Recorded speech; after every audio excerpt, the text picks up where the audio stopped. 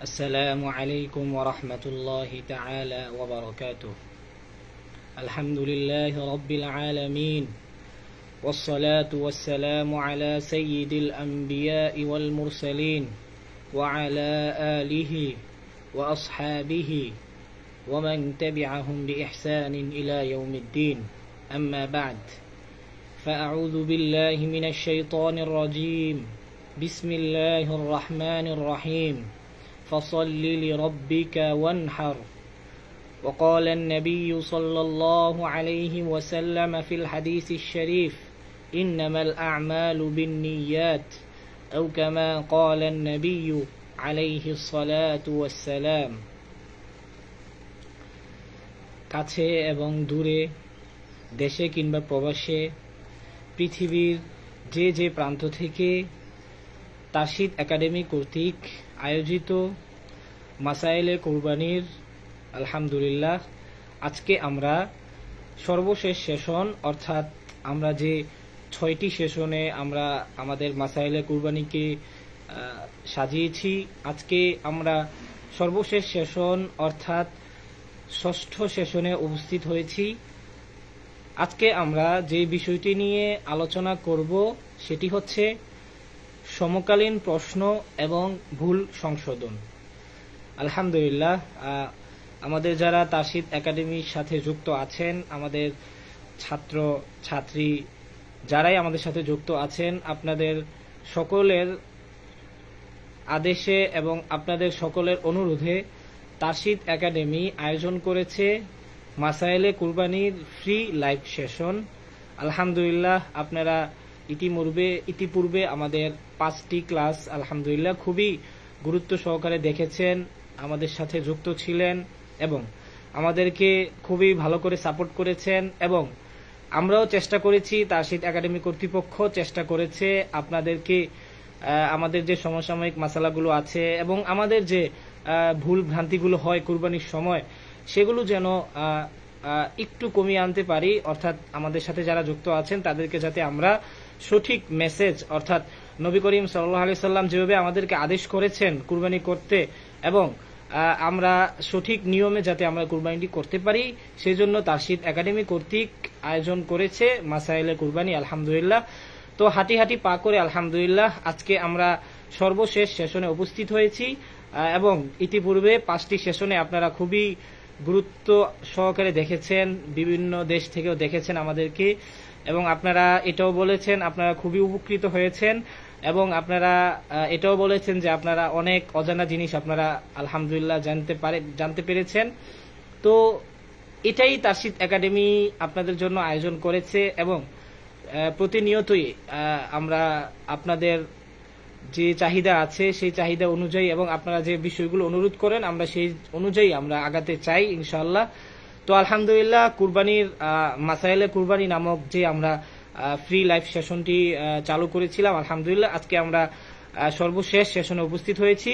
তো আজকে আমরা যে বিষয়টি নিয়ে আলোচনা করব সেটি হচ্ছে সমকালীন যে প্রশ্ন আছে, অনেক কিছু প্রশ্ন আছে যেগুলো আসলে দেখা গেল যে অনেকের অজানা থেকে যায় এবং অনেকে জানেন না, বিভিন্ন প্রশ্নের সম্মুখীন অনেকে হয়ে থাকে। তো আজকে আমরা সেগুলোই কিছু যুক্ত করেছি আলহামদুলিল্লাহ। তো আমরা এবং কিছু আমাদের সমাজে কিছু প্রথা আছে, কিছু ভুল ভ্রান্তি আছে, সেগুলো আমরা সংশোধনের চেষ্টা করব ইনশাআল্লাহ। তো আমরা প্রথমেই যে বিষয়টি নিয়ে শুরু করব সেটি হচ্ছে আমাদের যে বিষয়গুলো আমরা দেখা গেল যে আমরা অনেক সময় ভুলে যাই, অনেক সময় দেখা গেল যে আমরা সেগুলো আমরা জানি না বা জানবো যে আমাদের ওই সুযোগটাও হয় না। তো সেজন্য তারশিদ একাডেমি খুবই ভালো একটি উদ্যোগ নিয়েছেন, সেটি হচ্ছে আমাদের হোয়াটসঅ্যাপ যে গ্রুপটি রয়েছেন, আমাদের একটি হোয়াটসঅ্যাপ গ্রুপ রয়েছেন, সেটি হচ্ছে মাসাইলে কুরবানি সাপোর্ট গ্রুপ। তো সেই গ্রুপে আলহামদুলিল্লাহ আমাদের অনেক মা বোনরা আছেন, যারা ভাই বোনরা আছেন, যারা তাদের যেটা জানছেন না তারা সেখান থেকে প্রশ্ন করছেন এবং আমাদের উস্তাদ যারা আছেন তারা উত্তর দিচ্ছেন এবং তারা খুবই খুশি হচ্ছেন।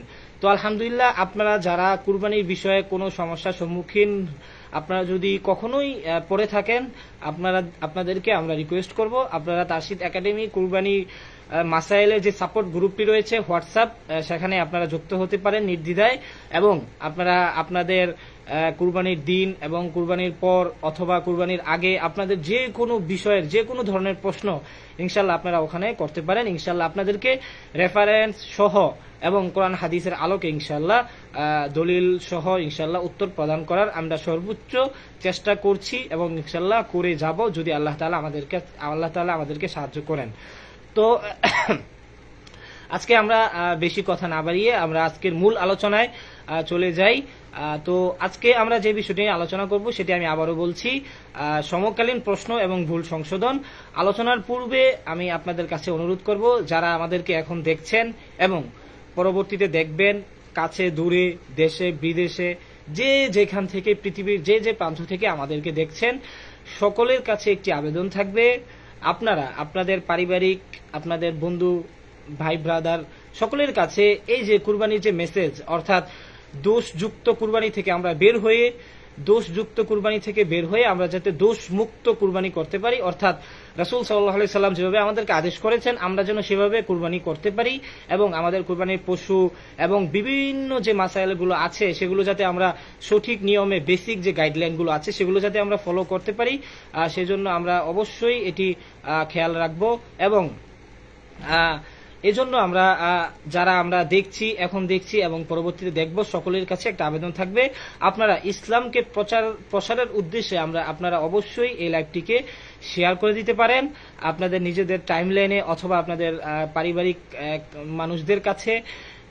কেননা নবী করিম সাল্লাল্লাহু আলাইহি সাল্লাম আমাদেরকে আদেশ করেছেন যে ফাল ইউবাল্লিগু শাহিদুল গায়ব, অর্থাৎ নবী করিম সাল্লাল্লাহু আলাইহি সাল্লাম একটি মজলিসে সাহাবায়ে কেরামদেরকে বলছিলেন যে তোমাদের সকলের উচিত, তোমরা যারা এখানে উপস্থিত আছো তাদের সকলের উচিত যারা এখানে উপস্থিত ছিল না তাদের কাছে এই মেসেজ, এই বার্তাটা পৌঁছে দেওয়া। তো আপনি আমাদের মাসাইলে কুরবানির যে বিষয়টাই দেখছেন, অর্থাৎ আপনার কাছে, আপনি আজকে আমাদের ভিডিওটা দেখছেন অথবা পরবর্তীতে দেখবেন, তো আপনার অবশ্যই কর্তব্য যে আপনার ইসলাম প্রচারের উদ্দেশ্যে আপনার অপর ভাইকে, অপর বোনকে এই মেসেজটা ঠিকই পৌঁছে দেওয়া, অর্থাৎ সঠিক যে নিয়ম, সঠিক যে বেসিক যে গাইডলাইনগুলো আছে সেগুলো যাতে আমার অপর ভাই বোন, আমার আরেক মুসলমান ভাই সেটা যেন শিখতে পারে এবং সে যেন সঠিক নিয়মে কুরবানিটা করতে পারে। এজন্য আমাদের সকলেই কাছে আমাদের আবেদন থাকবে, আপনারা আপনাদের যার যার জায়গা থেকে সাধ্য অনুযায়ী আমাদের তারশিদ একাডেমি কর্তৃক যে মাসাইলে কুরবানির যে লাইভ সেশনগুলো আছে সেগুলো আপনারা নির্দ্বিধায় দেখতে পারেন, এবং আপনাদের সকলের কাছে আবেদন থাকবে আপনারা আপনাদের নিজেদের সাধ্য অনুযায়ী ইনশাআল্লাহ লাইভটিকে শেয়ার করে দিবেন। আল্লাহ তাআলা আমাদেরকে সঠিক কাজ এবং নেক কাজের সাথে লেগে থাকার তৌফিক দান করুক, আমিন। ওয়া মা তাওফিকি ইল্লা বিল্লাহ। তো আসলে আমরা এখনই শুরু করব যে আমরা যে ভুল ভ্রান্তিগুলো করে থাকি, অর্থাৎ সমসাময়িক যে প্রশ্নগুলো আমাদের কাছে এসেছে আমরা সেগুলোর একটা ছোট্ট একটি নোট তৈরি করেছি, আমরা সেগুলোই আমরা রেফারেন্স সহ ইনশাআল্লাহ আপনাদের কাছে আমরা প্রদান করব। তো আপনারা যারা যারা ইতিমধ্যে আমাদের সাথে যুক্ত হয়েছেন, আপনারা কে কোথায় থেকে যুক্ত হয়েছেন, আমার সাউন্ড সবকিছু ঠিক আছে কিনা ইনশাআল্লাহ আপনারা জানাতে পারেন। আমি এখনই শুরু করছি ইনশাআল্লাহ।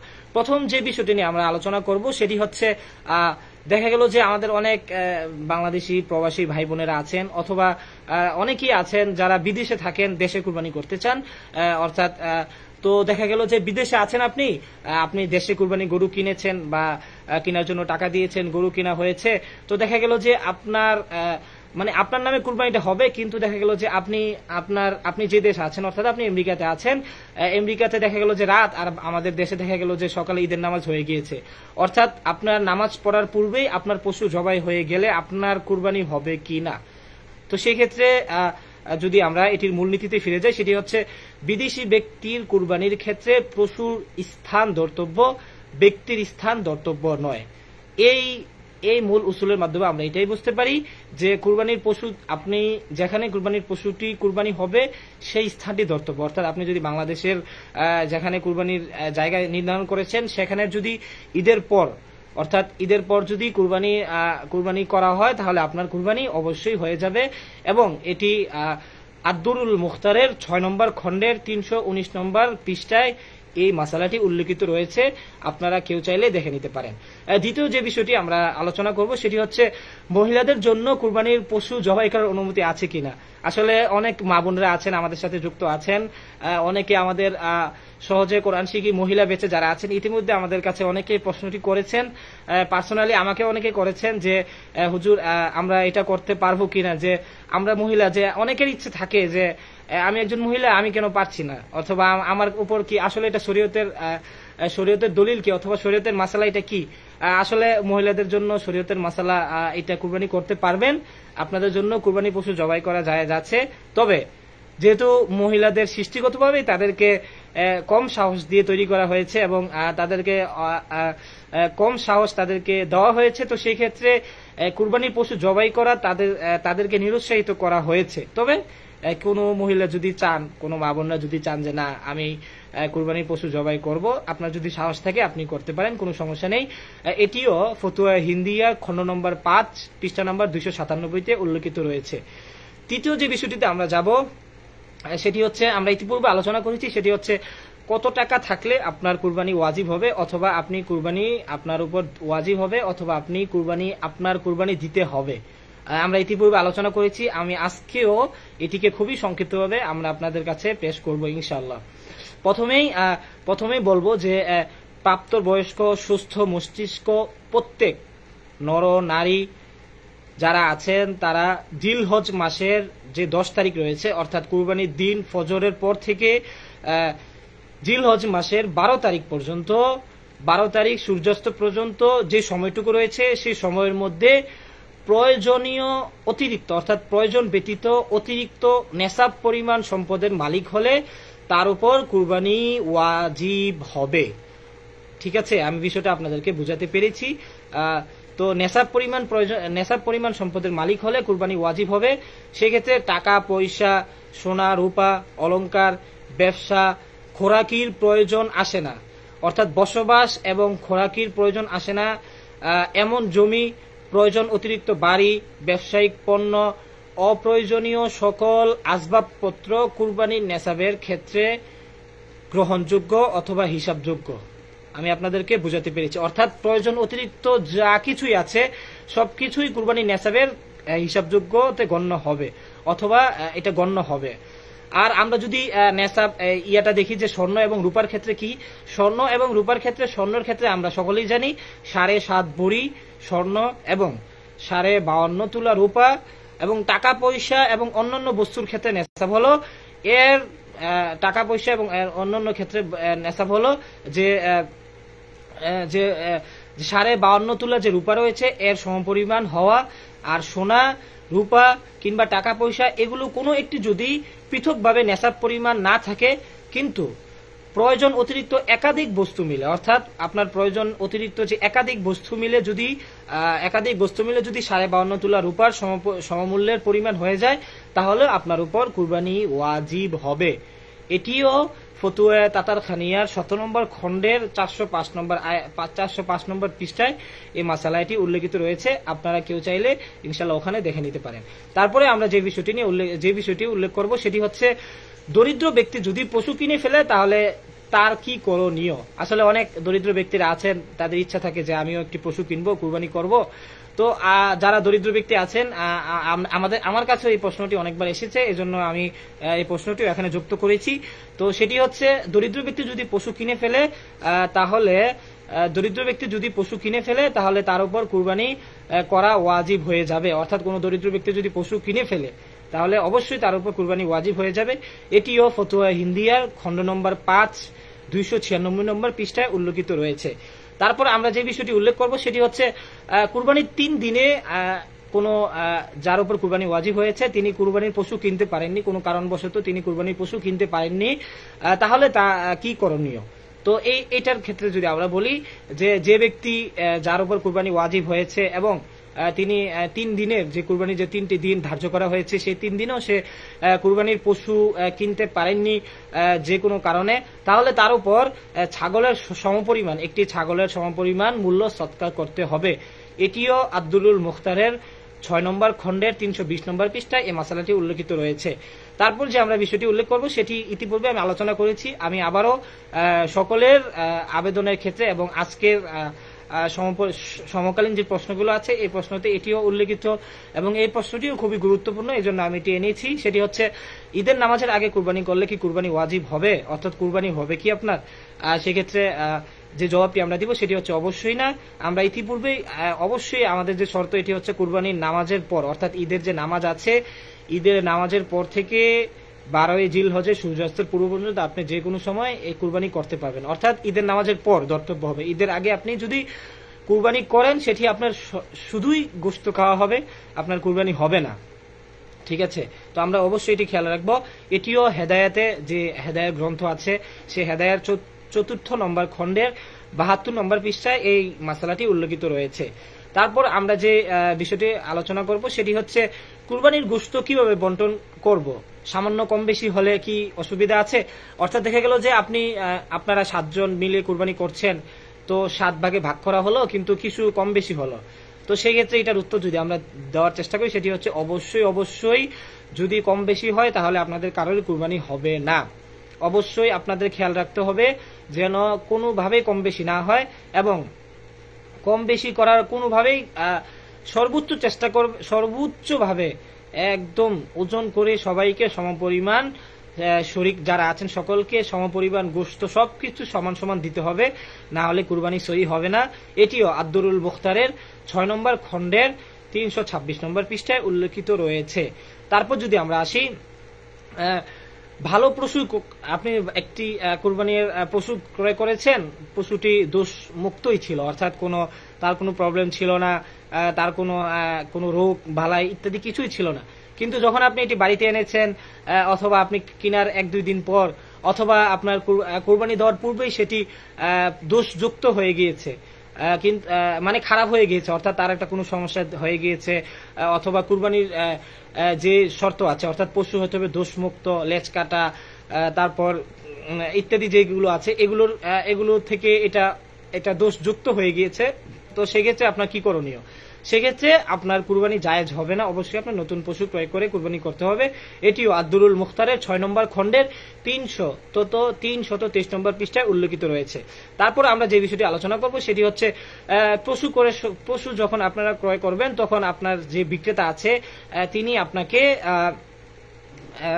অর্থাৎ পশুর বয়স কম কিন্তু আপনাকে বেশি বয়স বলে আপনাকে পশুটি দেওয়া হয়েছে, অর্থাৎ আপনাকে বলা হয়েছে যে না এটির বয়স বেশি, কিন্তু আপনি যখন পশু ক্রয় করে বাড়িতে নিয়ে এসেছেন তখন আপনি বিভিন্ন ভাবে অর্থাৎ দাঁত ইত্যাদির মাধ্যমে অথবা যে কোনো ভাবে আপনি দেখতে পাচ্ছেন যে না আসলেই এই পশুটির বয়স কম এবং এটি কুরবানির উপযুক্ত নয়, সেক্ষেত্রে আপনার কি করণীয়? সেক্ষেত্রে আপনার কুরবানি জায়েজ হয়ে যাবে অথবা আপনার কুরবানি সহি হয়ে যাবে, কিন্তু যে বিক্রেতা আপনার কাছে মিথ্যা বলে আপনার সাথে যে প্রতারণা করেছেন সেজন্য সেই বিক্রেতা গুনাহগার হবে এবং সেই গুনাহ বিক্রেতার ঘাড়েই পড়তে হবে। আপনার কিছু হবে না, আপনার কোনো সমস্যা নেই, আপনার কুরবানি ওয়াজিব, আপনার কুরবানি সহি হয়ে যাবে। এটিও ফতুয়া হিন্দিয়ার খন নম্বর 5-এর 295 নম্বর পৃষ্ঠায় উল্লেখিত রয়েছে। এরপর যদি আমরা যাই সেটি হচ্ছে কুরবানির পশু কাকে দিয়ে জবাই করা উত্তম, সেটি হচ্ছে আমরা যদি সেটি দেখার চেষ্টা করি যে কুরবানির পশু অবশ্যই নিজে জবাই করা উত্তম। পুরুষ হলে আপনি যদি পুরুষ হয়ে থাকেন তাহলে আপনার যে কুরবানির পশুটি যেখানে জবাই হচ্ছে সেখানে অবশ্যই আপনার থাকা এটি সুন্নতের অন্তর্ভুক্ত। সেটিও হেদায়াতে এবং হেদায়াত 4 নম্বর খণ্ডের 74 নম্বর পৃষ্ঠায় উল্লেখিত রয়েছে। তারপর যদি আমরা যাই সেটি হচ্ছে কুরবানির পশু দিয়ে উপকৃত হওয়া যাবে কিনা, অর্থাৎ আপনার কুরবানির পশুটি অনেক আগে ক্রয় করেছেন অথবা কুরবানির পশু 2-3 দিন আগে ক্রয় করেছেন, তো সেই ক্ষেত্রে আপনি এটি দিয়ে চাষ করতে পারবেন কিনা অথবা কোনো উপকার হাসিল করতে পারবেন কিনা। তো সেটি যদি আমরা করি যে না অবশ্যই আপনি সেটি দিয়ে কোনো উপকার অথবা কোনো উপকৃত হতে পারবেন না। যদি আপনি কখনো ভুলক্রমে চাষ করে ফেলেন অথবা এর মাধ্যমে কোনো উপকার নিয়ে থাকেন তাহলে আপনার অর্থাৎ যদি চাষ করে থাকেন তাহলে চাষের সমপরিমাণ মূল্য আপনাকে অবশ্যই সদকা করে দিতে হবে। এটিও আদ-দুরুল মুখতারের 6 নম্বর খণ্ডের 321 নম্বর পৃষ্ঠায় উল্লেখিত রয়েছে। আমরা যদি কেউ চাই এই মাসালাগুলো আমরা যে পৃষ্ঠা নাম্বার এবং যে খণ্ড নাম্বার বলছি সেগুলোতে আপনারা দেখে নিতে পারেন। তারপর যদি আমরা যাই সেটি হচ্ছে কুরবানির পশু আপনি ক্রয় করেছেন, কিন্তু কুরবানির পশুর ওলান যে রয়েছে সেটিতে দুধ দেখা দিয়েছে, অর্থাৎ দুধ আসলে দেখা দিয়েছে, অথবা তার ওলানটা দুধে পরিপূর্ণ হয়ে গিয়েছে। সেক্ষেত্রে আপনার কি করণীয়? আপনি কি দুধটা খেতে পারবেন না কি করবেন? প্রথমেই কথা হচ্ছে, যদি দুধ থাকে তাহলে অবশ্যই আপনার প্রথম যে কাজটি হবে, হাদিস শরীফে এসেছে, এটির মধ্যে পানি ছিটিয়ে দেওয়া। পানি ছিটিয়ে দেওয়ার পরেও যদি দেখেন যে না, দুধ হচ্ছে কিনা বলে, দুধ আছে এখনো, তারপর যদি প্রাণীর কষ্ট হয় তাহলে অবশ্যই আপনি দুধটিকে দহন করে এটিকে সৎকার করে দিতে হবে। যদি আপনি পান করে থাকেন অথবা পান করে ফেলেন, তাহলে এর সমপরিমাণ মূল্য আপনাকে অবশ্যই সৎকার করে দিতে হবে। এটিও ফতুয়া হিন্দিয়ার 5 নম্বর খণ্ডের 295 নম্বর পৃষ্ঠায় এই মাসালাটি উল্লেখিত রয়েছে। তারপর যে আমরা বিষয়টি উল্লেখ করব সেটি হচ্ছে, কোনো শরীক যদি মারা যায় তাহলে কি করণীয়? কোনো শরীক যদি মারা যায় তাহলে যে শরীক মারা গিয়েছেন তার যে ওয়ারিশরা রয়েছেন অথবা তার যে আত্মীয় স্বজনরা রয়েছেন, তাদের অনুমতি থাকলে তার পক্ষ থেকে নফল কুরবানি হবে, তার ওয়াজিব কুরবানি হবে না, তার পক্ষ থেকে নফল কুরবানি হবে।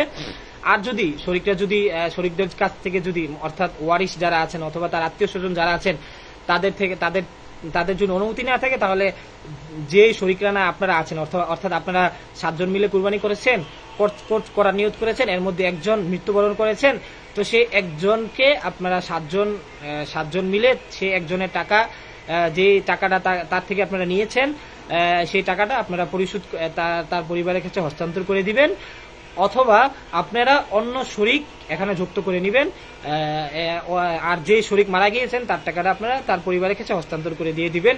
সেটিও আদ-দুরুল মুখতারের 6 নম্বর খণ্ডের 315 নম্বর পৃষ্ঠায় এই মাসালাটি উল্লেখিত রয়েছে। তারপরে আমরা যে বিষয়টি উল্লেখ করব সেটি হচ্ছে, কুরবানির পশু যদি আপনি কুরবানির পশু ক্রয় করেছেন, তারপরে আল্লাহু আলাম আপনার সেই কুরবানির পশুটি বাচ্চা প্রসব করলো, সেই ক্ষেত্রে আপনার বাচ্চাটি আপনারা কি করবেন? যদি বাচ্চা কুরবানি পশু অনাকাঙ্ক্ষিতভাবে বাচ্চা দিয়ে থাকে অথবা বাচ্চা থাকে, তো অবশ্যই সেই বাচ্চাটিকে আপনারা জবাই করতে পারবেন না, সেটিকে অবশ্যই আপনারা সৎকার করে দিতে হবে। অর্থাৎ যে বাচ্চাটি কুরবানির পশু যে বাচ্চাটি প্রসব করেছে সেটি অবশ্যই আপনারা সৎকার করে দিতে হবে। এটিও ফতুয়া হিন্দিয়ার 5 নম্বর খণ্ডের 296 নম্বর পৃষ্ঠায় উল্লেখিত রয়েছে। তারপর যে আমরা বিষয়টি উল্লেখ করব সেটি হচ্ছে, যে কোনো মৃত ব্যক্তি তার ছেলেকে অথবা তার পরিবারকে ওসিয়ত করে দিয়ে গিয়েছেন যে তার নামে অথবা অমুক ব্যক্তির নামে কুরবানি করতে, অথবা মৃত ব্যক্তি তার পক্ষ থেকে তার পক্ষ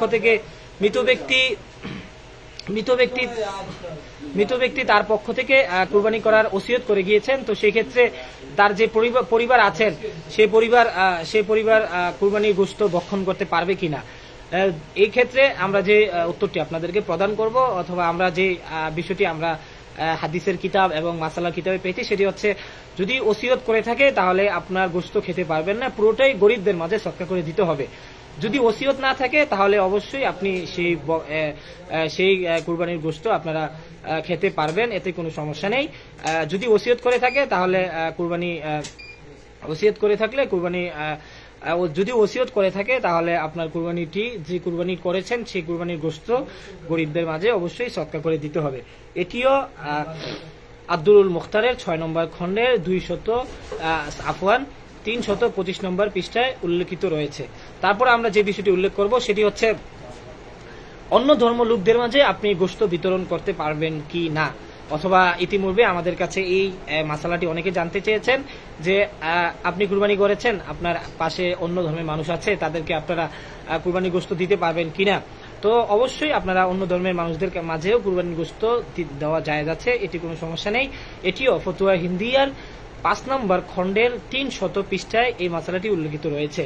তারপর আমরা যে বিষয়টি উল্লেখ করব সেটি হচ্ছে, নাবালক সন্তানের পক্ষ থেকে যদি অভিভাবক কুরবানি করে তাহলে এটার কি মাসালা, এবং এটা কি কুরবানি ওয়াজিব নাকি মুস্তাহাব? যদি কোনো নাবালক ব্যক্তির পক্ষ থেকে, নাবালক বাচ্চার পক্ষ থেকে যদি কোনো অভিভাবক কুরবানি করে, তো সেটি মুস্তাহাব হিসাবে কুরবানি মুস্তাহাব হবে, সেটি ওয়াজিব হবে না। এটিও ফতুয়া হিন্দিয়ার 5 নম্বর খণ্ডের 292 নম্বর পৃষ্ঠায় উল্লেখিত রয়েছে। তারপর আমরা যে বিষয়টি উল্লেখ করব সেটি হচ্ছে, দেখা গেল যে আপনাদের পরিবারের মাঝে আপনার বাবা, আপনার বড় ভাই, আপনার ছোট ভাই সকলে মিলে আপনারা কুরবানির, অর্থাৎ আপনারা 4 জন মিলে, অর্থাৎ আপনারা 2 ভাই, বাবা, আপনারা 3 জন মিলে কুরবানি করার সিদ্ধান্ত নিয়েছেন, কিন্তু বড় ভাই টাকা বেশি দিয়েছে, ছোট ভাই টাকা কম দিয়েছে, তো সেক্ষেত্রে এটার ক্ষেত্রে কি হুকুম? তো সেটার ক্ষেত্রে মূল যে বিষয়টি ধর্তব্য হবে সেটি হচ্ছে আপনারা যে 3 জন রয়েছেন 3 জনের প্রত্যেকেরই সর্বনিম্ন 1/7 হতে হবে, অর্থাৎ 1 ভাগ আপনার হতেই হবে। অর্থাৎ গরুর হলে যে 7 ভাগ, এই 7 ভাগের 1 ভাগ আপনাকে নিতেই হবে, কম হলে জায়েজ হবে না। অর্থাৎ আপনি যদি বলেন যে না 7 ভাগের আমি 1 ভাগের অর্ধেক নিব, তাহলে জায়েজ হবে না, কেননা সেক্ষেত্রে আপনার কুরবানির যে উসুল এবং শর্ত আছে সেই শর্ত ভঙ্গ হবে। এটিও ফতুয়া হিন্দিয়ার 5 নম্বর খণ্ডের 298 নম্বর পৃষ্ঠায় এই মাসালাটি উল্লেখিত রয়েছে। তারপর আমরা যে বিষয়টি আলোচনা করব সেটি হচ্ছে মান্নতের কুরবানির গোশতের বিধান কি। এই বিষয়টি যদি আমরা আলোচনা করি সেটি হচ্ছে মান্নতের কুরবানির গোশত নিজে বা ধনী আত্মীয় স্বজনরা খেতে পারবে না, এটি অবশ্যই গরিবদের মাঝে বন্টন করে দিতে হবে। এখন আপনাদের মাঝে প্রশ্ন আসতে পারে যে ধনী কারা এবং গরিব কারা। এখানে ধনী তারাই যারা নেশাব পরিমাণ সম্পদের মালিক হয়ে কুরবানি করছেন এবং তাদের আত্মীয় স্বজন, ধনী আত্মীয় স্বজনরা খেতে পারবে না। এবং গরিব হচ্ছে যারা নেশাব পরিমাণ সম্পদের মালিক না, যারা কুরবানি করতে পারছেন না, যাদের উপর কুরবানি ওয়াজিব নয়, তারা হচ্ছে গরিব। এটিও আব্দুল মুখতারের 6 নম্বর খণ্ডের 325 নম্বর পৃষ্ঠায় এই মাসালাটি উল্লেখিত রয়েছে। আসলে আমরা আপনাদের অনেকেরই প্রশ্ন হতে পারে যে হুজুর আপনারা কেন দলিল সহ উল্লেখ করছেন। আসলে যারা আপনারা আছেন আপনাদেরকে একদম 100% ইনশিওর করার জন্য যে না আসলে আমরা যে বিষয়গুলো উল্লেখ করছি সবগুলোর রেফারেন্স আছে এবং দলিল রয়েছে।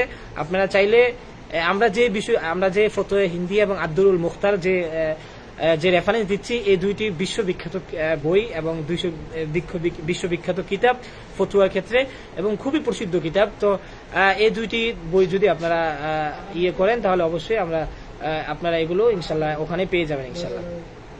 তারপরে যে প্রশ্নটি আসে সেটি হচ্ছে আমাদের ঢাকা শহরে আছে, সেগুলোতে দেখা যায় যে দিনে অথবা রাতে গোশত বিক্রি হয় বিভিন্ন জায়গায়।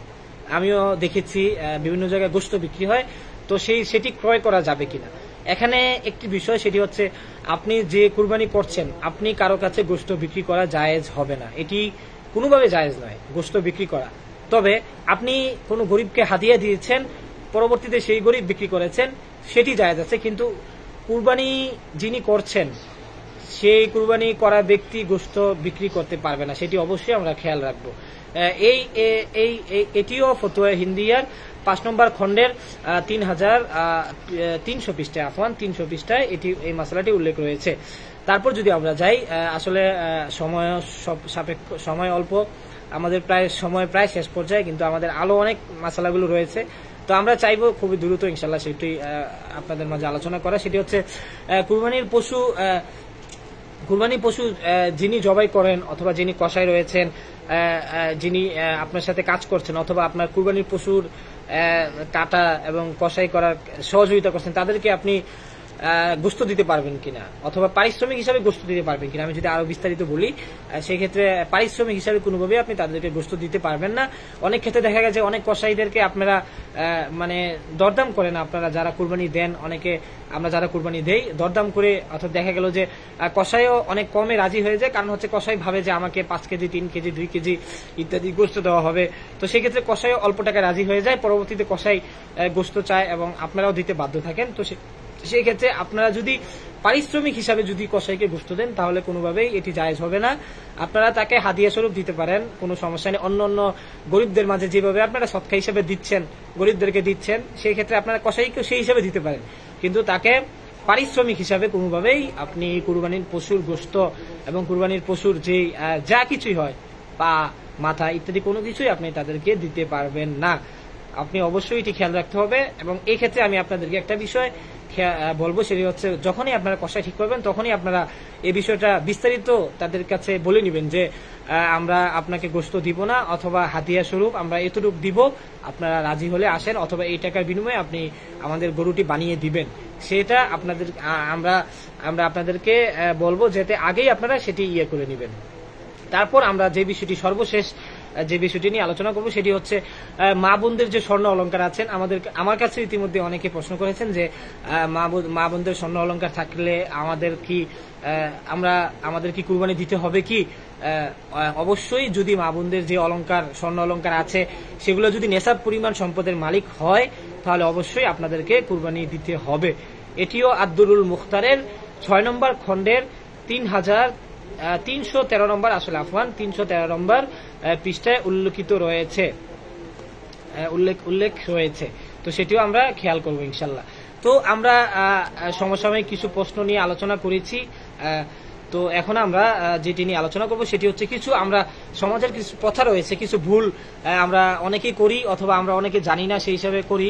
তো সেটি ক্ষেত্রে আমরা অবশ্যই এটি খেয়াল রাখবো। সেটি হচ্ছে কুরবানি করার ক্ষেত্রে আমরা যারা কুরবানি করি আমাদের অনেকেরই অসৎ উদ্দেশ্য থাকে। যেমন আমি গত বছর কুরবানি করেছি, এই বছর না করলে কেমন দেখা যায়, অথবা আমার ছেলে সন্তানরা আছেন তারা কি ভাববে, অথবা সমাজে আমার গ্রহণযোগ্যতা কেমন হবে। এই ক্ষেত্রে আপনি বড় গরু কিনছেন অথবা আপনি কুরবানি করছেন অথবা আপনি দেখানোর জন্য, অর্থাৎ আল্লাহ তাআলা কোরআন শরীফে স্পষ্টভাবে বলে দিয়েছেন যে লা ইয়ানালাল্লাহা লুহুমুহা ওয়ালা দিমাউহা ওয়ালাকিন ইয়ানালুহুত তাকওয়া মিনকুম। আল্লাহ তাআলা অবশ্যই বলে দিয়েছেন যে তোমাদের কুরবানির যে গোশত রয়েছে এবং যে কুরবানির যে পশুর রক্ত রয়েছে সেগুলো আল্লাহ তাআলার কাছে গ্রহণযোগ্য নয়। আল্লাহ তাআলার কাছে গ্রহণযোগ্য হচ্ছে সেটি হচ্ছে তোমাদের তাকওয়া। আল্লাহ তাআলা আমাদের নিয়ত দেখেন, আমাদের তাকওয়া দেখেন। আমরা যারা অনেকে আছি যে আমরা আজকে আমাদের নিজের দেশে অথবা নিজেদের জায়গায় অথবা অমুক জায়গায় অথবা আমাদের যারা বড় বড় ফ্যাক্টরির মালিকরা রয়েছেন আপনারা সকলেই ফ্যাক্টরির ভিতরে মানুষ দেখানো অর্থাৎ লোক দেখানো লৌকিকতার কারণে যদি আমরা সেটি করে থাকি সেটি কোনোভাবেই জায়েজ হবে না। সেটি কোনোভাবেই, আসলে এটি একটা বড় ধরনের। আবার আমরা অনেকে যে একটি বিষয়ে যে কাজটি করি সেটি হচ্ছে আমরা কুরবানির পশুর সাথে আমরা ফেসবুকে ছবি আপলোড দেই এবং কুরবানির জবাইয়ের এবং রক্তের সহ আমরা ফেসবুকে আপলোড দিই। সেটি অবশ্যই যে আল্লাহ তাআলা যে বলেছেন অর্থাৎ নিয়তের অর্থাৎ ইখলাস, যে আমরা আল্লাহ তাআলা যে বলেছেন ইখলাসের পরিপন্থী, অর্থাৎ ইখলাসের সাথে যে আমরা যে কুরবানিটি করছি সেটি আসলে কোনোভাবে হচ্ছে না। এজন্য আমাদের সকলের উচিত এই জিনিসগুলো থেকে বের হয়ে আসা, অর্থাৎ লোক দেখানো এবং নিজের ইজ্জত, যে আমার সম্মান কতটুকু হবে, আমার সম্মানটা বাড়বে যদি আমি এখানে কুরবানি দেই, আমার সম্মানটা কমে যাবে যদি এখানে না দেই, অথবা লোকে কি বলবে। এক্ষেত্রে আমরা যদি করে থাকি তাহলে অবশ্যই এটি খুবই গর্হিত কাজ এবং সেটি আমরা করা থেকে অবশ্যই বিরত থাকবো। এবং অনেকেই এটি মনে করেন যে কুরবানি করার কারণে আমার উপকারিতা আছে, যেমন যেরকম আমার নিজে সারা বছর গোশত কিনতে হয়, সেক্ষেত্রে কুরবানি করলে দেখা গেল যে আমার গোশত হয়ে গেল, কুরবানিটা হয়ে গেল, অথবা গোশতটা আমরা ফ্রিজিং করে রেখে দিলাম। তো এই যে আপনার যে নিয়তটা করলেন, অর্থাৎ আপনি তো এই যে আপনি যে নিয়তটা অথবা আপনার যে ইখলাস আল্লাহ তাআলা দেখবেন। আমি ইতিপূর্বে বলেছি লা ইয়ানালাল্লাহু লুহুমুহা ওয়ালা দিমাউহা ওয়ালাকিন ইয়ানালুহুত তাকওয়া মিনকুম, অর্থাৎ আপনার গোশত এবং রক্ত যে আপনি ঝরিয়ে কুরবানি করছেন আল্লাহ তাআলা এটি দেখবেন না। আল্লাহ তাআলা আপনার অন্তরে যে তাকওয়া আছে, অর্থাৎ আপনি কি জন্য আল্লাহ সন্তুষ্টির উদ্দেশ্যে আপনি কুরবানি করছেন, নাকি আপনি গোশত খাওয়ার উদ্দেশ্যে কুরবানি করছেন, নাকি আপনি ফ্রিজে রেখে সারা বছর আপনি কুরবানির গোশত খেয়ে ভক্ষণ করবেন এই জন্য কুরবানি করছেন। আমি এটা বলছি না যে আপনি ফ্রিজে গোশত রাখতে পারবেন না, অবশ্যই গোশত রাখতে পারবেন ফ্রিজে, এতে কোনো সমস্যা নেই।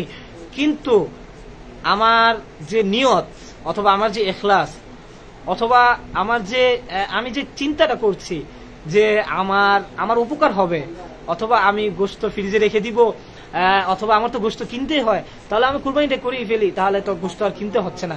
এই যে একটা ভ্রান্ত ধারণা এবং ভ্রান্ত ভুল, এটির ক্ষেত্রে আমাদেরকে অবশ্যই বের হয়ে আসতে হবে। তখন দেখা গেল যে আমাদের ইখলাসের সাথে কুরবানি হবে। আর যদি আমরা এই ক্ষেত্রে করি তাহলে দেখা গেল যে এটি আমাদের প্রায় শিরকে আসগারের পর্যন্ত নিয়ে যাবে। অর্থাৎ আমরা যারা কুরবানি দিব অথবা আমাদের সাথে যারা যুক্ত আছেন অথবা আমরা যারা দেখছি, আমরা অবশ্যই নিয়তটিকে আমরা অবশ্যই খালেস করার চেষ্টা করব। নবী করিম সাল্লাল্লাহু আলাইহি ওয়াসাল্লাম প্রায় সময় বলেছেন, এবং বুখারী শরীফের সর্বপ্রথম যে হাদিসটি সেটি হচ্ছে ইন্নামাল আমালু বিন্নিয়াত, অর্থাৎ সকল কাজের মূল জিনিস হলো নিয়ত, অর্থাৎ নিয়তের উপর সকল কাজ নির্ভরশীল। অর্থাৎ আপনি যদি নিয়ত সহি থাকে আপনার সবকিছু সহি হয়ে যাবে। যদি আপনার নিয়তে গলতফাহমি থাকে অর্থাৎ আপনার নিয়ত ঠিক নাই তাহলে কখনোই কিছুই ঠিক হতে পারবে না। তো এই ক্ষেত্রে আমরা এটি অবশ্যই খেয়াল রাখতে হবে। মোট কথা আমরা যেটি বলবো সেটি হচ্ছে কুরবানি আমরা যে করব সেটি একমাত্র আল্লাহকে রাজি খুশি করার জন্য করব। এটি কোনো সমাজের লোক দেখানো নয়, এবং আপনার যারা লোক আছে, আপনার যারা পরিবার আছে, অথবা আপনার যারা ফ্যাক্টরিতে লোক আছে তাদেরকে দেখানোর উদ্দেশ্য নয়। এটি অবশ্যই আমরা খেয়াল রাখবো। এবং সর্বশেষ আমরা যে বিষয়টি আলোচনা করব সেটি হচ্ছে বেশিরভাগ মানুষ আমরা যে ভুলটা করি, অথবা আমাদের সমাজে যে ভুলটা বেশি হয়ে থাকে, সেটি হচ্ছে আমরা কুরবানি জবাই করার পর কুরবানির যে পশুর যে বর্জ্য আছে, রক্ত আছে, এগুলো আমরা যেখানে সেখানে ফেলে দেই, এবং সেগুলোকে আমরা ভালোভাবে পরিষ্কার করছি না। সেজন্য আমাদের কি হচ্ছে, সেজন্য আমাদের যে পথচারী আছে অথবা যারা মানুষ আছেন তারা দেখা গেল যে এর মাধ্যমে কষ্ট পাচ্ছেন। তো সেই ক্ষেত্রে আমাদের কিন্তু এটি একটি সুন্নতের পরিপন্থী কাজ। এজন্য আমাদের অবশ্যই খেয়াল রাখতে হবে যে আমরা যারা কুরবানি করছি, আমাদের কুরবানির যে পশুর বর্জ্যগুলো আছে এগুলো আমরা অবশ্যই যারা আমরা দেশে আছি, ঢাকার বাহিরে, অবশ্যই আমরা অর্থাৎ মাটিতে পুঁতে ফেলার চেষ্টা করব, যাতে এর মাধ্যমে কোনো দুর্গন্ধ ইত্যাদি যারা বাহিরের মানুষ আছে, অর্থাৎ যারা হাঁটাচলা করবেন, যারা এই দিক দিয়ে আছেন, তাদের যাতে কষ্ট না হয়। কেননা ইতিপূর্বেই নবী করিম সাল্লাল্লাহু আলাইহি ওয়াসাল্লামের হাদিস রয়েছেন যে রাস্তা থেকে কষ্টদায়ক জিনিসকে সরানো এটিও একটি সুন্নতের কাজ, এটি একটি ভালো কাজ, এবং এটি একটি নেককারদের কাজ। তো সেই ক্ষেত্রে আমরা যদি কুরবানি পশু জবাই করে কুরবানির বর্জ্য ইত্যাদি রাস্তায় ফেলে রাখি, এর মাধ্যমে মানুষের কষ্ট হয়, তাহলে আপনার কুরবানির করার কি ফায়দা হলো? অর্থাৎ এটি একটি সুন্নতের পরিপন্থী কাজ। এজন্য আমাদের অবশ্যই এটি একটি ইমানের অংশ যে রাস্তা থেকে কষ্টদায়ক জিনিস দূরে সরানো, অর্থাৎ রাস্তা থেকে কষ্টদায়ক বস্তু সরে দেওয়া। অর্থাৎ আপনি রাস্তায় একটি কষ্টদায়ক জিনিস দেখলেন, এটিকে আপনি অন্যত্র সরিয়ে রাখলেন। তো সেক্ষেত্রে কুরবানির ক্ষেত্রেও কুরবানির যে বর্জ্যগুলো আছে সেগুলো আমরা অবশ্যই যেই বর্জ্য, যে আমরা যারা শহরে সিটিতে বসবাস করছি, আমরা অবশ্যই ময়লা ফেলার স্থানে এটি ফেলার চেষ্টা করব। এবং যেই জায়গায় আমরা কুরবানি করব, যদি আমরা রাস্তায় করে থাকি, তাহলে রাস্তাটা অবশ্যই বিলকুল একদম স্পষ্টভাবে পরিষ্কার করে সেখানে যাতে কোনো মানুষের, যারা এখানে হাঁটাচলা করবে, যারা এখানে চলাফেরা করবে, অথবা যারা আশপাশে বসবাস করছে, তাদের যাতে কষ্ট না হয়, সেটা আমরা অবশ্যই খেয়াল রাখবো। তো আলহামদুলিল্লাহ, আমরা আপনাদের কাছে সমকালীন যে প্রশ্নগুলো আমাদের কাছে এসেছে, অথবা যেগুলো আমরা বিভিন্ন কিতাবে আমরা পেয়েছি, যেগুলো আমরা গুরুত্বপূর্ণ মনে করেছি, আমরা সেগুলো আজকে সর্বশেষ সেশনে আলোচনা করার চেষ্টা করেছি। ওমা তাওফিক ইল্লা বিল্লাহ। আর আপনাদের কোনো যদি প্রশ্ন থেকে থাকে কুরবানি বিষয়ক, আপনারা আমাদের একটি হোয়াটসঅ্যাপ গ্রুপ আছে, হোয়াটসঅ্যাপ গ্রুপের লিংক আমাদের কমেন্ট বক্সে রয়েছে এবং আমাদের ডেসক্রিপশনেও থাকবে। তো আপনারা কেউ চাইলে আমাদের হোয়াটসঅ্যাপ গ্রুপে যুক্ত হতে পারেন, এবং আপনার যদি কোনো প্রশ্ন থাকে, যে কোনো ধরনের যে কোনো বিষয়ে কুরবানি সম্পর্কিত কোনো প্রশ্ন যদি থাকে, অবশ্যই আপনি সেটি নির্দ্বিধায় আমাদের কাছে করতে পারেন। ইনশাল্লাহ আমাদের অভিজ্ঞ উস্তাদরা আপনাদেরকে দলিল সহ ইনশাল্লাহ ইনস্ট্যান্ট, অর্থাৎ আপনি এমন একটি মাসালার সম্মুখীন হয়েছেন যেখানে আপনি কাউকে জিজ্ঞেস করতে পারছেন না, তো সেই জন্য আপনারা আমাদের হোয়াটসঅ্যাপ যে গ্রুপটি রয়েছে, অর্থাৎ মাসাইলা কুরবানি সাপোর্ট যে গ্রুপটি রয়েছে, সেই গ্রুপে আপনারা নির্দ্বিধায় যুক্ত হতে পারেন।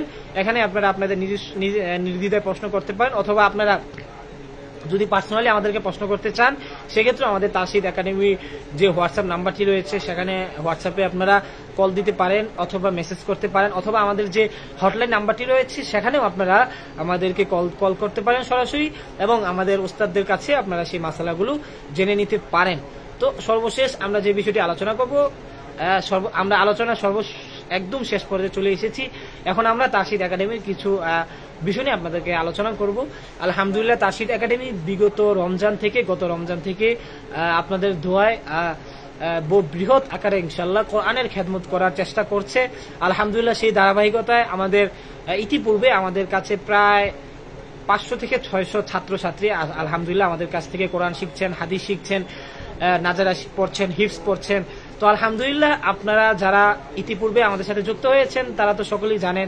যারা আমাদেরকে নতুন দেখছেন, আপনাদের কাছে আমরা বলবো, আমাদের তারশিদ একাডেমিতে ইতিপূর্বে আমাদের অনেকগুলো কোর্স রয়েছে। তার মধ্যে অন্যতম হচ্ছে সহজে কোরআন শিখি, পুরুষ এবং মহিলা, অর্থাৎ মাত্র 30টি ক্লাসের মাধ্যমে আপনি কোরআন শরীফ, অর্থাৎ আপনি বেসিক থেকে অ্যাডভান্স লেভেলের পর্যন্ত যেতে পারবেন ইনশাআল্লাহ। তো সেই ক্ষেত্রে আপনারা সহজে কোরআন শিখি, যারা পুরুষ আছেন তারা পুরুষ কোর্সে এনরোল করতে পারেন, যারা মহিলা আছেন তারা মহিলা কোর্সে এনরোল করতে পারেন।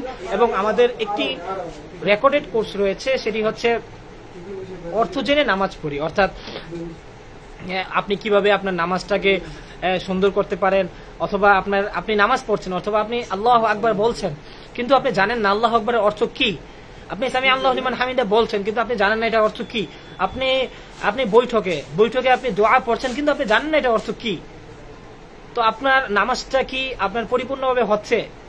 বুখারী শরীফে এসেছে নবী করিম সাল্লাল্লাহু আলাইহি সাল্লাম বলেছেন, যে ব্যক্তি নামাজে থাকে সে তার প্রতিপালকের সাথে নিভৃতে কথা বলে। তো আপনি নামাজে আল্লাহর সাথে কথা বলছেন কিন্তু আপনি নামাজটা কিভাবে পড়ছেন, আপনি নামাজটাকে ডাকছেন, কি করছেন আপনি নিজেও জানেন না। তো সেক্ষেত্রে আমাদের একটি কোর্স রয়েছে রেকর্ডের অর্থ জেনে নামাজ পড়ি, সেটি খুবই সামান্য হাদিয়াতে আমাদের ওয়েবসাইটে ইনশাল্লাহ পাবেন, আপনারা সেটিও দেখতে পারেন। তারপর আমাদের রয়েছে নাজারা কোর্স, পুরুষ মহিলা, সেটিও আপনারা করতে পারেন। আমাদের মহিলাদের জন্য রয়েছে আমপাড়া হিফজ কোর্স, অর্থাৎ যে সমস্ত মা বোনরা কোরআন শরীফ হিফজ করতে চাচ্ছেন অথবা হিফজ শুরু করতে চাচ্ছেন, আপনাদের জন্য তারশিদ একাডেমি এটি আয়োজন করেছে, আপনারাও সেটিতে অংশগ্রহণ করতে পারেন। তারপর আমাদের যে কোর্সটি সামনে আসবে সেটি হচ্ছে আমাদের একটি বৃহৎ আকারে আমাদের সিরাত আইকনিক কোর্স রয়েছে, অর্থাৎ নবীজির সাথে 10 সপ্তাহ। তো আমাদের সেটিও আমরা ঈদের পরে ইনশাল্লাহ আমাদের লঞ্চ হবে। তো আপনারা যারা নবীজি সাল্লাল্লাহু আলাইহি সাল্লামকে জানতে চান, শিখতে চান, সিরাত সম্পর্কে জানতে চান, শিখতে চান, আপনারা আমাদের এই